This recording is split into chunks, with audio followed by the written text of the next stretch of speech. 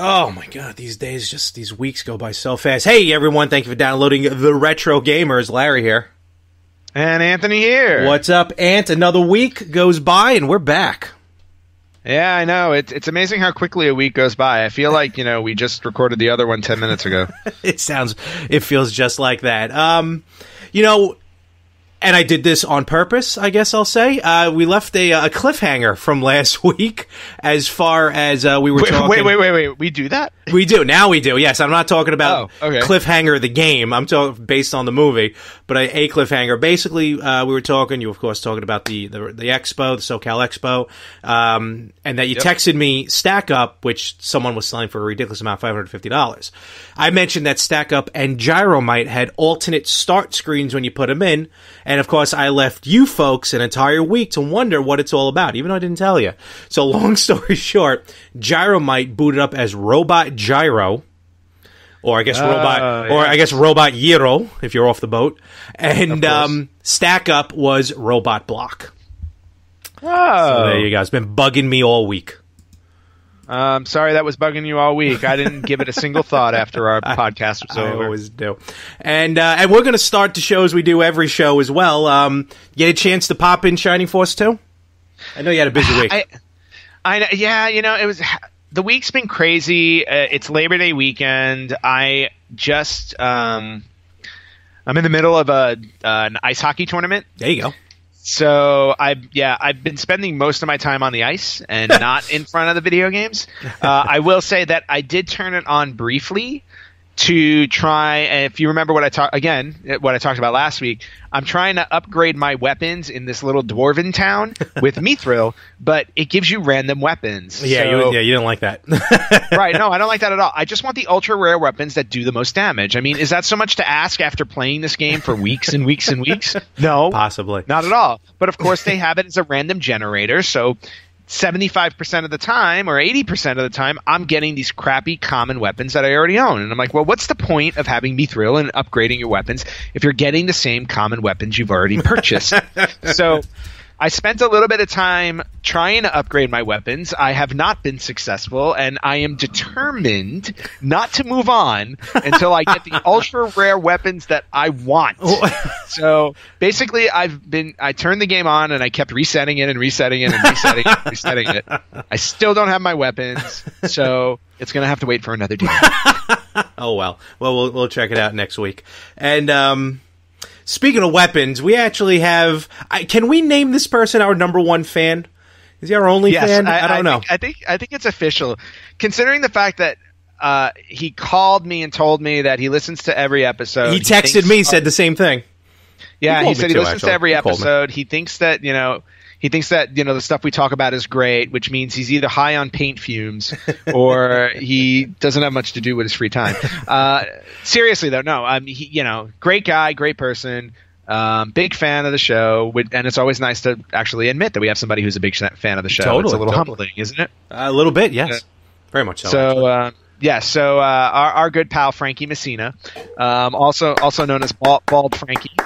Our own Professor X minus the powers. But so he had reached out to both of us individually, requesting that we do a podcast with a specific theme, and he wanted to hear us talk about superhero video games. There we go. Why not? Yep, and so we have decided to honor his request. So Frankie, this podcast is directly associated with you. All the way to number one. And you know what? With the superheroes, that really ties in, because let's face facts. In our group, when we were, way back when, even though I wasn't as much into them, comic books was the center of a lot of what we did when we were hanging out and growing up. So the comic books led to the board games led to the video games. But, it all started with the superheroes and with comic books. Yeah, I mean comic book superheroes have been around since you go back to Superman in the early 30s, or even before him. But superheroes have been around for a really long time. Obviously now, in 2016 they're ridiculously mainstream thanks to the success of all the films that have come out, or the pseudo successes with certain films. Different. We won't name them. We won't name them at all. DC. So. Yeah, so now that it is mainstream and superheroes are cool, it's this is the perfect time to talk about superhero video games in the retro world when back then it was more of a niche market. Yeah, it pretty much was. Yeah, no one admitted that they were comic book fans, or probably let alone started playing these games. But they started early. Because you got beat up by the kids who played baseball and football. Pretty much, yeah, that happened often, at least to me. You stand alone on that one. We didn't even have a football team. That was what was weird. So, yeah, I remember. And this is going to be a little bit lopsided because we were talking before we started recording here, just to kind of get kind of see what games were available and stuff. And Marvel just blew the doors down as far as flooding the market with games. Where no question, DC, they had their games, and we'll talk about them in a minute. But Marvel really jumped on it with this.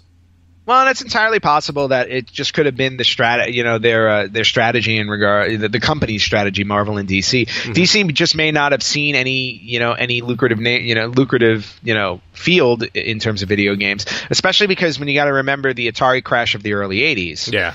Or the mid 80s. When Atari crashed, a lot of people got out of the video game realm because they didn't think it was going to recover. And even though Nintendo came around, and blew the doors off of it, some companies were still very, gun shy.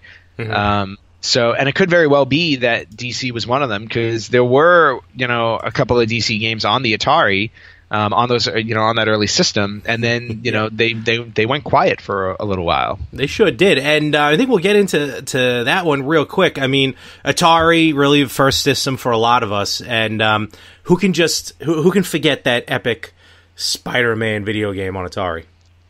Oh man, that Spider-Man game was awesome. I remember the cover of the game because it's yes. It was it was at this interesting angle of Spider-Man looking at the building, and the Green Goblin is circling around on top, trying, throwing a bomb at him, and again, and I talked about this last week. Yes, that's what I was going to say. Exactly. You mentioned last week. Cover art sold Atari games. Yep. All those old games, because the graphics were so simple.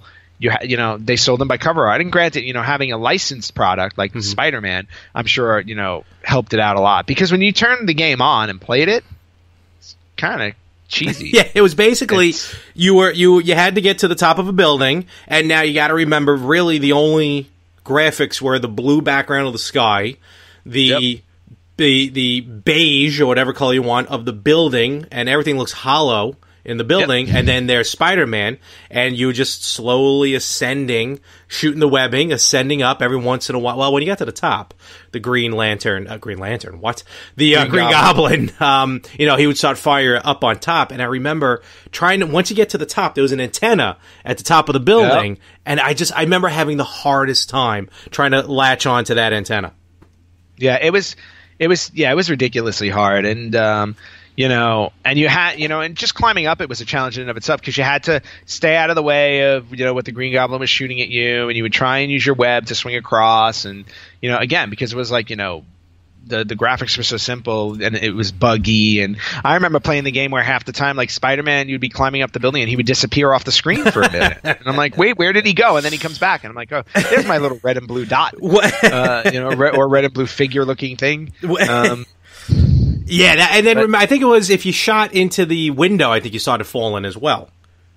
Yes, and you would have to catch yourself, and if you didn't catch yourself, you went splat on the pavement, and that was the end of Spider-Man. In my head, I remember the noise. I can't reproduce it verbally. I just remember the noise, just the gameplay, the sound, especially falling, and which happened often when I was doing it. I know the sound on that. I mean, because again, all the sound was at the time was like, beeps and boops, basically. Yeah, pretty much. That's exactly it. And it's just, I'm trying to see if I can bring it up just so we can hear it for a second. Yeah, and I'm trying to find, I remember seeing Hold on. something. Hold on 1 second. I think I have it right here. Nope, I have some idiot talking about it. And we already have two idiots talking about it right now. We don't need a third one. Yeah, I was just going to say 2 is enough. Thank you very much. Wait, why are people reviewing the game on... Okay, wait, hold on. Let's see if I can find it. Yeah, they're doing what we're doing. We're talking about a visual medium where they're actually showing it. That's what I keep trying to look up. Because there's another... When I was at my virtual video game. Can you hear that? No. You can't hear this? Barely. Oh, well. The people at home, they've tuned out. Oh, well. Well, never mind. That was my first attempt at using sound on this show. Nothing like testing it on the fly, folks. You know what? That's what we do. Exactly. We're not professional here. No, professional. What? No way. All right, I got to go to my YouTube page to pull up that stupid video then that I did. Because there was a game... Well, first of all, before we leave the topic of Spider-Man on Atari 2600, Parker Brothers. You know, who knew Parker Brothers, mostly a board game company, published a video game back in 82? Yeah, I mean, it was one of those things where they were trying to get into this new medium. You know, video games all of a sudden was super hot. Atari was selling really well. You had ColecoVision. You had Intellivision. So they decided to take a chance, and they are the ones who actually created the Spider-Man game. Yeah, it worked out, in my opinion, real well. I remember when I was at my... Because I had that wasn't the only game that they did, right? Parker Brothers? No, they also did Frogger, Q*bert, and the Star Wars games. They published all those on Atari? Yeah. I didn't realize that. They produced those. Really? I mean, if you think about it, it makes sense. I mean, because a company like Parker Brothers, who had been making, board games for a long period of time, they went out and they licensed other, properties and then made video games out of them. Guess it makes sense now. Yeah. Yeah. I didn't realize that. Oh, okay. Yep. Who did I think made that? Oh, okay, cool. No, hey, learn something new every day. And I'm happy to be the one to teach you since you don't know anything. Thank you very much. There was a game when I went the Retro Gaming Expo I went to earlier in the in August. There was a game there, Dr. Doom's Revenge, and now that we're talking about it, I'm trying to remember what exactly it was for the PC, I believe. It was for the Commodore. It was like for the Commodore and the Amiga. And it was Spider-Man and Captain America in Dr. Doom's Revenge. Yep. Oh, here it is. Got it. Yep, I'm looking at it right here finally. Yeah, because I remember looking at the box. I thought it was like a make-your-own comic book. But no, clearly a crossover game, actually. Probably, dare I say, the first crossover game I'm looking at here for I mean, is it technically a crossover game, though, when you think about it? Boy. Because it's just two characters in the Marvel Universe. I would say a crossover game would be something a little bit bigger. Like Battletoads Double Dragon? Yes. Like You're those right. are real crossover games. You're right. I guess that's, again, that's another topic and for actually, another time. now that you bring that up, too, I remember, since you brought up the Commodore 64 game, I remember the Hulk Commodore 64 game because I owned it. That one. Oh, yeah. and that was one of those games where it was text. You know how the text adventure games used to be? Yes. Where they would tell you, this is a situation, what do you want to do? Yeah. And I had the Hulk game, and I don't remember where I got it from or if my dad bought it for me or whatever, but like I just remember the Hulk game because I only got through the first like 2 or 3 screens, and then I didn't know what to do after that. So I never really went beyond it, because what happens is the game starts up, and the cool thing about it is that it actually had images. Like this was a text-based game, but it had images because they would use the pixels to at least draw some type of image on the screen. So I remember the game starting up, and it's Bruce Banner in a room, and he's tied to a chair. And that's literally where the game starts. There's the text, and it says, you're tied to a chair. What do you do? And then you put the command in, and you're trying to do things, and it's like, oh, you can't do this, you can't do that, whatever. And then eventually, what you would do is you would, if you came up with a command to tip the chair over. When you tip the chair over, you hit something and some gas came in the room or something like that, and then all of a sudden you got angry and turned into the Hulk, and then you burst out of the chair. And then after that, like I would, you punch the door and you leave or whatever it is, and then after that, I had no idea what to do. And I was always able to get out of the chair, but that's as far as I got. And that was a trilogy on the Commodore. I'm looking, Quest Probe. It was called Quest Probe, featuring Hulk, Spider-Man, and then Human Torch and the Thing. Yeah, so one of these days I would love to go back to that game just to play through it and see if I can figure it out now, because now I'm no longer 7, so I might actually have the mental capacity to get through this game. Possibly. Now there was moving on from Spider-Man. Spider-Man really didn't debut on the NES till much later. The X-Men, actually the first game to be on the NES. Excuse me, the Uncanny X-Men. Let me be specific. Yes, so and that game was an absolute disaster. Yeah, they weren't good. Well, first off, it was produced by LJN, and if you know anything about retro gaming, any game produced by LJN, for the most part, was going to be absolute crap. They did not, honestly, no. I mean, if you look at the majority of the games, they really did not put much care into the games. They just really wanted, they wanted to make money. And you play that Uncanny X-Men game. There were 6 characters in it. You chose 2 per level when you went on the level. One was controlled by you, and if you didn't have a friend with you, the other one was controlled by the computer. Who had no idea what they were doing. The computer was horrible. Had no idea what they were doing. And basically, you're walking through this board, and you can't even figure out what's going on the board because it was just a pixelated mess. It's a top-down view, too. You got to imagine, like, from Super C, like the second and I think 5th level, whatever, was a top-down view. That's the entire game. And of the 6, there was 2 shooters, 2, like, melee characters, 2 shooter characters. I forgot what the other 2 were. Well, maybe there was 3 and 3 actually. Maybe. Well, there were two flyers. I think you would call them flyers, like, because you had Storm, who used to like fly and shoot. You had Iceman, who would slide and shoot, and then you had Cyclops, and you had Nightcrawler, who would teleport, and you had Wolverine, and then I'm forgetting the last one, Colossus, and you had Colossus, who was they were the 3 melees, yeah. Yeah, so you had 3 melees and three shooters, basically. Yep. But the board looked so awful. You could not figure out where you were supposed to go. Oh, it was terrible. And then, and you didn't realize what things did damage to you, so you were just walking on the board, and all of a sudden your character would die, and you have no idea why. Or you would just be punching at thin air, hoping to do damage to things, or shooting things, hoping to do damage to things. There was no reason to ever play that game. And of course, true to the comic books, where a lot of X-Men games followed suit.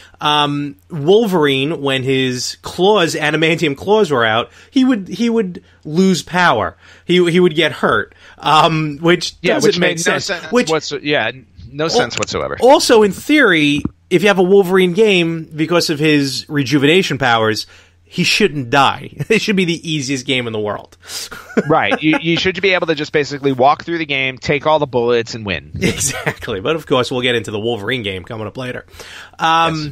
That was X-Men for NES. Then they had Silver Surfer for NES, which was just, it was a complete disaster. It was a shoot 'em up, not a shoot 'em up, but it was almost like Gradius, like a side-scrolling shooter. Side-scrolling. And it wasn't very good. One hit, and that was it. Yep. I will say this though, for I know a majority of what we're talking about here is Marvel. But to switch over to DC, the Batman NES game was pretty good. Batman NES game based on the movie was probably on the NES, probably the best superhero game. Badass. Yeah. Game rocked. Yep. We can spend a whole show talking about that game. It was only 5 levels. The graphics were phenomenal. Sunsoft made it. The music was on par. The cutscenes for the NES were I constantly, the one that always sticks out in my mind is the scene of the Batmobile driving into the chemical warehouse and fires the guns and creates the door, if you will, which they recreated for the NES fantastically. And the villains were, as the game progressed, got harder and harder. And the Joker, once you got the Joker down, you're able to figure out his patterns. But just overall, as you can see, I could talk about it forever. Yeah, no, I have nothing but high praise for that game also. If you've never, anybody listening, if you've never played Batman for NES, it's definitely a game to pick up and try. Or just find it somewhere and watch it, or whatever you want to do. But it was definitely one of the. No, if you're into retro gaming, if you're listening to us and into retro gaming, totally. Yeah, definitely a great game to play. I remember when I was at not just NES, Genesis had its fair share superhero games. I don't remember with the Sega. I mean, I had a Sega CD, but it's weird. I don't remember many of the superhero games on Sega CD, like Amazing Spider-Man versus Kingpin, or well, I do remember Batman. Batman Returns was on Sega CD. I do remember that. Yeah, Batman Returns and The Adventures of Batman and Robin was also on Sega CD. Yes, yeah, and that if I knew that, I would have gotten that. I had it on Super Nintendo, but even though I think the Genesis one was a little bit better, we'll get into that in a moment. When I was at my retro gaming expo out here on Long Island, I remember I saw Captain America and the Avengers, which came out on everything. Oh yeah, so that one was actually an arcade game. Yes, that they ported over to Super Nintendo, and actually they ported it to the NES as well. But I owned, and I may still own, the Super Nintendo version of that game, and I loved that game. That game to me was like the precursor to the X-Men arcade game, which was far superior. Oh, that game, yeah. Probably one of my favorite arcade games of all time. And thankfully, when they offered that on the 360, yes, you're able to download that. I was like, I bought that day one. Xbox, but Captain America and the Avengers, I feel like they set the stage for that one. Oh, it really did. And then moving right along, Spider-Man came back. Spider-Man and the X-Men. I don't know if you want to consider that one a crossover. Arcade's Revenge. That game was phenomenal. I love that game, and to this day I still haven't beat that game. Yep. Spider-Man. Storm's stupid water level. I can't get out of it without drowning. Well, you know what happens to it. You know what happens to a toad when struck by lightning, right? Oh, jeez. Same thing that happens to everything else. And that's why she drowned. Spider-Man: Return of the Sinister Six was one of the few games I had for Game Gear. That was on Nintendo Master System, NES Master System, and Game Gear.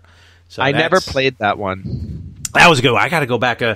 I think back at my parents' house, I think my one of the few things that survived when Hurricane Sandy decided to blow in and get rid of a lot of my stuff, I think was some of the games. I lost the Game Gear, but I think I can get my hands on a Game Gear. I got to check with my sources. Cool. I saw a lot of Game Gears last week at the expo. Oh, yeah? Oh, yeah. And Game Gear was the only handheld system I ever owned. I never owned a Game Boy. It was great. Game Boy is awesome. And I didn't own superhero games on Game Boy. I did own Super Nintendo. This is what we're going to get into now, because I remember myself, I got into, like I said, growing up, I really wasn't into superheroes, comic books. It really wasn't that I started hanging out with you guys is when I started learning about the genre. And on Super Nintendo, first of all, probably one of my favorite games of all time, Spider-Man Maximum Carnage. Oh, man, that game is amazing. Super Nintendo, Genesis. I remember it was a red cartridge, which back then was like, whoa, it's a red cartridge. That's sweet. But the game was just, if you had to describe it, it was Final Fight with Spider-Man. Yeah, and not only that, it felt like you were walking through a comic book. Yes. Like, the graphics made it look like you were playing in a comic book. Yep. And the coolest thing about Maximum Carnage, because Maximum Carnage was a series. It was a comic book series. I forgot how many issues it was. I don't know if it was 10 or 12 issues, but it was like a 10 or 12 part series. Maybe it was less. I don't know. But it was a multiple part series, and it brought in all these other characters from other, comic books, other Marvel books, because like Cloak and Dagger was a part of that series, and I forget who else was involved in it. There were a few other people who popped up throughout it, and that's what made the series the miniseries so interesting. And then the fact that they ported that into a video game and included all of that story, it just made for such an amazing experience. You'll probably know it better than I did. When that game came out, did Carnage, because that character, let's face facts, I don't really remember much of that character after the game. I don't remember him before the game. But that year when that game came out, Carnage was all over the place. Well, because Carnage at the time was a new character. Carnage was created, if I remember correctly, probably in 91, I think. Yeah, 1991. So this was like at the height of Spider-Man's popularity. He was huge at the time, and Venom had been out for a while, and then here comes Carnage, and Carnage was just absolutely vicious. And no, seriously. He was. He comes nasty. in and he just goes to town. I mean, and if I remember correctly, like one of the first things he does is in Maximum Carnage, I believe he killed Dagger of Cloak and Dagger, and now Cloak and Dagger had been around for a very long time.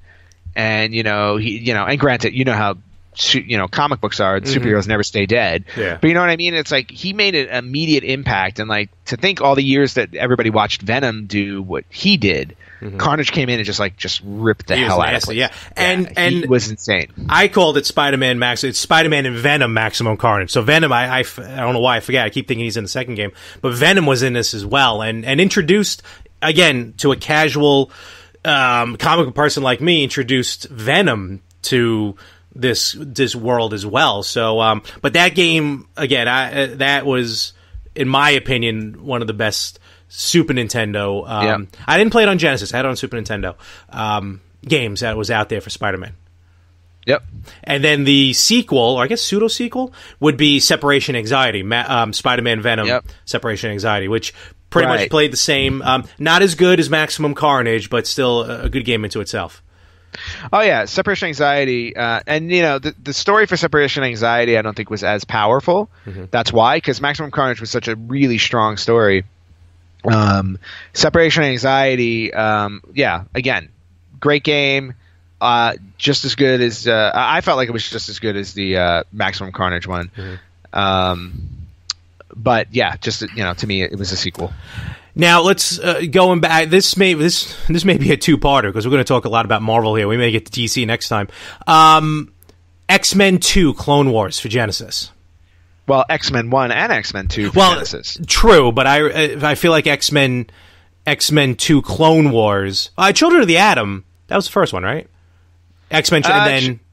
Children of the Atom was more of an arcade. I want to say it was more of an arcade fighter. Yeah. X-Men and X-Men 2 came out before Children of the Atom, but X-Men and X-Men 2, the first one was a bit hard to control the characters, and there weren't that many. You only got to control 4 characters. And this is on Genesis. And this is on Genesis. Yeah. It was not on any other system. No. You got to control 4 characters, but then there were 5 other characters that you can call on to help you. And the game was fun. 4 of my favorite characters from X-Men were the ones you actually played, which is why I liked it so much. It was Gambit, Wolverine, Nightcrawler, and Cyclops. Great game. But then X-Men 2: Clone Wars, I feel like really stepped it up because you got to play, not only did you get to play with more characters, you got to play as Magneto. And Magneto was such a huge character to play with. You also had, I think for the first time ever, you were able to play with a female character, which was Psylocke. Yeah. Well, Storm. So, Storm wasn't playable in the first X-Men. She was just there to help you. Gotcha. Yeah, like Storm, Rogue, and Jean Grey were in the game, but you just called on them to help you, and they would do one thing and leave. And the fun part about X-Men 2: Clone Wars, as soon as you boot up the game, you're playing. There's no opening sequence. There's no menu. You're in the game, and it's random every time that you start it up. Yeah, it literally, all of a sudden, you wake up, you open it up. It's the same level, but like when you start the game, it's a different character. And then you have to get through that level first before you even get to the opening screen. To the game, yeah. I mentioned Children of the Atom. I apologize. I don't know why I thought Children of the Atom was a fighter, and yep, I still have it. An excellent fighting game, yes. Yeah, Children of the Atom, I still have the PC disc for it. And that actually led to some of the greatest fighting games, like Street Fighter type games. I mean, Marvel superheroes, of course, the big one, well, X-Men versus Street Fighter is what started it, but then Marvel versus Capcom is what really took off. Well, not even that. Yeah, I mean, it really took off. But Marvel vs. Capcom 2. That was probably goes down in history as one of the best fighter games ever made. Totally. I had a port of it on PlayStation. The arcade, correct me if I'm wrong, 3-on-3. Yep. The PlayStation version, 2-on-2, but still graphically, I mean, it held amazing. up. with the arcade, and that was hit right around when I was when we were in college. I dormed, and I nights upon nights of tournaments. Marvel's Capcom 2 tournaments on PlayStation was ridiculous. Oh, and by the way, if anybody out there has a copy of Marvel vs. Capcom 2 on Dreamcast, do not let it go. Oh, yeah. It is hard to find, and it's expensive to buy. But like, I regret the fact that I never had that on Dreamcast because I would still own it. Oh, forget about it. I mean, that's got to be one of the top 2 like most expensive sought after games besides Shining Force 3 on Saturn, Sega Saturn. Shining Force 3 is like impossible to find. But no, not Sega Saturn. Sega CD. No, Sega CD. Yeah, Sega CD. So Sega CD. Yeah, but Marvel's Capcom 2. Phenomenal. And then there was they cycled every single. And they had a slew of other games that were like here and there, hit or misses, like X-Men Mutant Academy, which was kind of like they made it movie based. They made it kind of look like the movie, and those games I thought were a miss. They made 2 of those. Yeah. There was. Go ahead. No, go ahead. I was going to say, I know they made an Incredible Hulk game on PlayStation where it wasn't all that good. The Fantastic Four games weren't very good either. Iron Man and Exo Man-O-War and Heavy Metal, not as bad, I'm going to say. Maybe not the best in the world, but I think it was a little bit better on Game Boy than it was on PlayStation. But Spider-Man, when that came out on PlayStation, Spider-Man based on the comics, not necessarily the movie, because that didn't come out till later. That Spider-Man on PlayStation was fantastic. And I will even admit, now today I think completely different about it, but that was probably one of the first bootleg PlayStation games I had purchased. Long story short, you admit it. I do. For a while I was bootlegging. The cops. I admit. In college, you're arrested. In college, in the university center, they would always have someone, just set up a table and start selling stuff. And this one woman was selling, I remember like bootleg games, and back then, remember a PlayStation game, you just simply ripped it to another disc. That's how easy it was to copy, even though it had the black bottom. That I had to buy. I don't know if you remember. We'll talk about this next time. Just how to bootleg the PlayStation. We'll get into that next time. But I had to buy a thing, put it in the back of it. I don't know if we're allowed to talk about that. Well, that's all right. Statutes of limitations are going on that one. But yeah, Spider-Man I played endlessly in college. 2, it was all right, but Spider-Man 1, fantastic. Yeah, and to be honest with you, when the movie game came out on PlayStation 2, I mean, I think I still own it too. I mean, I thought that was actually a pretty good game too. Oh no, that wasn't bad either. I mean, it's the movie versus the cartoon, the comic book. I mean, and what I liked about the PlayStation, the one I'm talking about, Spider-Man, Stan Lee narrates the whole thing. So it's probably the first time he was in a video game. That's right. I remember that. So, and then we move on. We're getting a little bit closer here with more of the updated systems. X-Men Legends. X-Men Legends was probably great game. One of my favorite games to play through. And then X-Men Legends 2, when you actually got to play as some of the villains on your team also. Yes, Rise of Apocalypse. Those 2 games were just outstanding. Absolutely love both of them. They were great. They were RPGs. So they were RPGs. Almost like, I know we talk about it sometimes in jest, but almost like Shining Force. Like you move one character at a time, and then, right? If I remember correctly? No. It's been a while since I played. X-Men Legends played like Marvel Ultimate Alliance, where you had 4 characters on the screen at once. Oh, that's right. You can control one and switch to the other. See, the cool thing that was about those games is you finally felt like you were playing with a team. Mm-hmm. So like for example, with X-Men Legends, I remember you had like 15 different characters or 16 different characters you can play with. You were playing with, you can choose between Cyclops and Beast and Colossus and Gambit and Jean Grey and Jubilee and Wolverine. It's like, you can just swap. And as you're playing through a level, if I remember correctly, when you got to a save point, you were able to switch your team up. So you were constantly switching teams. So it felt like you were, in the comic book with the team and you're playing with the team. And that's what was so fun about it. And you mentioned also Marvel Ultimate Alliance and Ultimate Alliance 2, which they just re-released on PS4 and Xbox One with souped-up graphics, but those were originally on 360 and PS3, so it's a little bit, moving up a little bit more outside of retro gaming, but that was like at the tail end, in my opinion, of like where everything started crossing over, at least in our opinions. Yeah. But that probably, if you want to talk about one of the last best games in that old school era, it's probably going to be X-Men Legends, on Xbox. So. Yeah, I think so, because then that's when everything, obviously then we get into more, current games, and that's not what we talk about.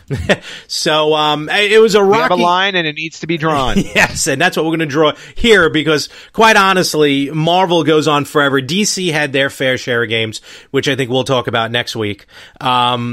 But Marvel their games started off rocky, got, a little wacky there for a while, but as time went on, they definitely picked up steam and, really finally found their niche, in my opinion. Yep. Now I really want to go back and play X-Men, the arcade game again. So, love that game. Remember the board game? The X-Men board game we played? I had both of the board games. There were two. The one we used to play for 7 hours. Yeah, and you remember they had little plastic figures. They had like 24 little plastic figures, and I painted them. I painted them. I didn't remember that part. Because at that time I was still painting little pewter figures for D&D. Because yes, I'm a loser, but hey, D&D rocks. Yeah, I love D&D. But, I painted all the plastic figures to look like the characters because it was just awesome to do that. God, we played that game, and I don't know why it took so long. Endlessly. I mean, literally, I'm not even joking, people. 6 or 7 hours. Now, listen, we were young. We had nothing else to do. Well, we could have done other stuff. I don't think we played the way we were supposed to. Oh, probably, clearly not. We were only supposed to have like 2 or 3 members, I think, of X-Men on your team, and we would just keep recruiting more X-Men. So, like, some of us would have like 7 guys on our team. And wicked marathons. It was nutty. That's another time. I love that game. Actually, it's funny. I was actually looking for that game on eBay recently, too. Oh, were you? Well, with that, I think we're going to start to wrap it up for this week, which was Marvel. Wait. We didn't talk about any superhero games on the Virtual Boy. Oh, wait, there were none. We were almost at the end of the show. All right. Well, with that being said, next week we'll talk about DC, see how they fare against Marvel. With that, folks, hopefully you have some ideas, and hopefully you enjoyed your Marvel games. Larry here, more 365. And Anthony here, and just really quickly, thank you, Frankie Messina, for the suggestion. It was an awesome topic. If anybody else has any suggestions, feel free to throw it up on our Facebook page. Yes, totally. And Frankie, you're getting 2 episodes out of this one, so congratulations. All right, folks, we're going to catch you next time. See you later. Later.